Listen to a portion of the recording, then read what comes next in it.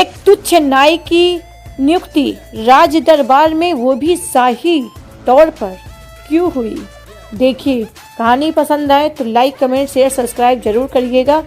शाही नाई का महाराज कृष्णदेव राय के बाल काटने का और दाढ़ी बनाने का महल में आना जाना लगा रहता था।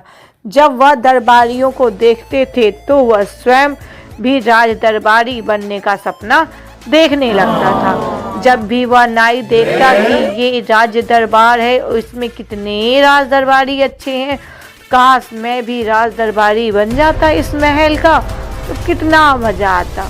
वह नाई सपने देखता रहता और सोचता रहता।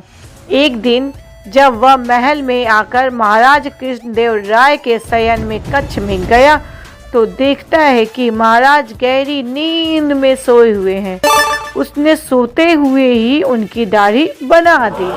महाराज जब उठे और देखा कि उनकी दाढ़ी बनी हुई है तो बहुत ही प्रसन्न हुए। वाह, क्या मस्त काम किया है तुमने। और उन्हें नाई को बुलाकर कहा, हमें तुम्हारे काम की बहुत प्रशंसा करनी है। तुमने जो काम किया है बहुत ही प्रशंसनीय है। मैं तुम्हारे काम से खुश हूँ। मांगो, तुम्हें क्या मांगना है? तुम जो कहोगे आज मैं तुम्हें दूंगा। आज हम तुम्हारी हर एक इच्छा को पूरी करेंगे। नाई के मन में तो महाराज के दरबार की दरबारी बनने की इच्छा थी, तो उसने भी फटाक से नाई ने कहा। नाई तो ऐसे ही किसी अवसर की तलाश में था। वह हाथ जोड़कर बोला, महाराज, यदि आपको मेरी कोई इच्छा पूरी करना चाहते ही हैं तो मुझे अपने दरबार में दरबारी बना लीजिए, क्योंकि मेरी आपकी दरबारी बनने की बहुत इच्छा है। मैं भी चाहता हूँ कि मैं आपके दरबार का एक दरबारी बन सकूं और आपकी सेवा कर सकूं। महाराज देव कृष्ण राय ने भी बिना सोचे समझे ही उसे अपने दरबारी बना ली और हामी भर दी। नाई बहुत खुश हुआ और वह भी सभी जगह यह बातें बताने लगा। जब दरबारियों को यह बात पता चली, बहुत चिंतित हुए। नाई को दरबार के कोई कार्य आते ही नहीं थे और ना तो उन्हें कोई जानकारी है, तो फिर वो भला कैसे बन सकता है राज्य का दरबारी? समझ में नहीं आया। सभी राज्य के लोग परेशान हो गए। वैसे अज्ञानी व्यक्ति को दरबारी बनाना राज्य के कार्यों में विपरीत प्रभाव डालेगा। सब आपस में ही ये सब बात करने लगे। दरबारी ने ये बात समझते थे, लेकिन महाराज को कौन कहता। किसी को ये कहने का साहस भी तो नहीं था कि महाराज आपका फैसला गलत है, कि नाई को दरबारी नहीं बनाना चाहिए। सब जानते थे कि राजा का यह फैसला गलत है, लेकिन राजा को कहने की हिम्मत किसी में ना थी। वे सभी तेनालीराम के पास गए और उसे सारी बात बताकर इस समस्या का कोई हल निकालने के लिए कहा।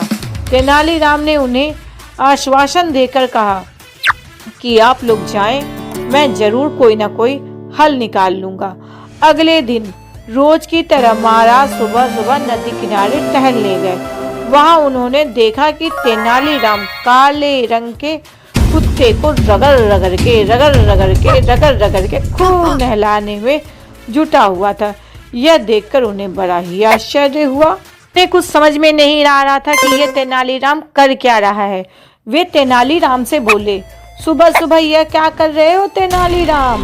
तुम्हें कुछ समझ में आता है कि नहीं आता है? तेनालीराम बोले, महाराज की जय हो, महाराज की जय हो। महाराज, मैं इस कुत्ते को रगड़ रगड़ के नहला रहा हूँ ताकि ये सफ़ेद हो जाए।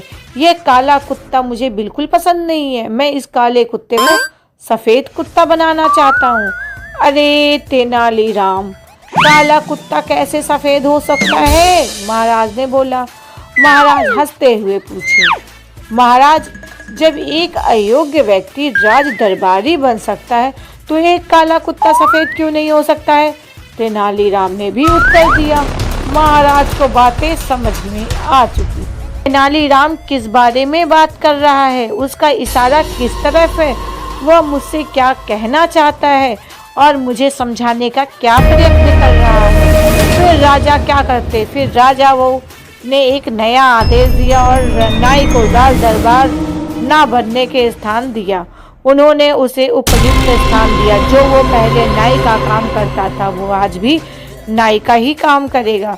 वह राज दरबारी नहीं बनेगा। और राजा ने फिर से तेनालीराम को उसकी बुद्धिमानी और चतुराई के लिए ढेरों पुरस्कार दिए और उसका शुक्रिया किया कि उन्होंने सही समय पर उन्हें सही चीज़ समझा दी। और कहा, तेनालीराम तुम्हारी वजह से ही हमारे राज्य की शोभा बढ़ती रहती है। सीख, जिसका काम उसी को साझे और कोई करे तो डंका बाजे। कहने का मतलब है कि जिस व्यक्ति को जो काम आता है उसको वही काम सौंपना चाहिए। अगर वो व्यक्ति को दूसरा काम सौंप दिया जाए तो सारे नगर का, राज्य का बंटा धार हो जाएगा, सब चौपट हो जाएगा। इसीलिए आपको जो काम आए उसी काम को करना चाहिए। यदि आप अपने काम से भटक जाएंगे तो सब गड़बड़ हो जाएगा। कहानी पसंद आए तो लाइक, कमेंट, शेयर, सब्सक्राइब जरूर करिएगा। धन्यवाद।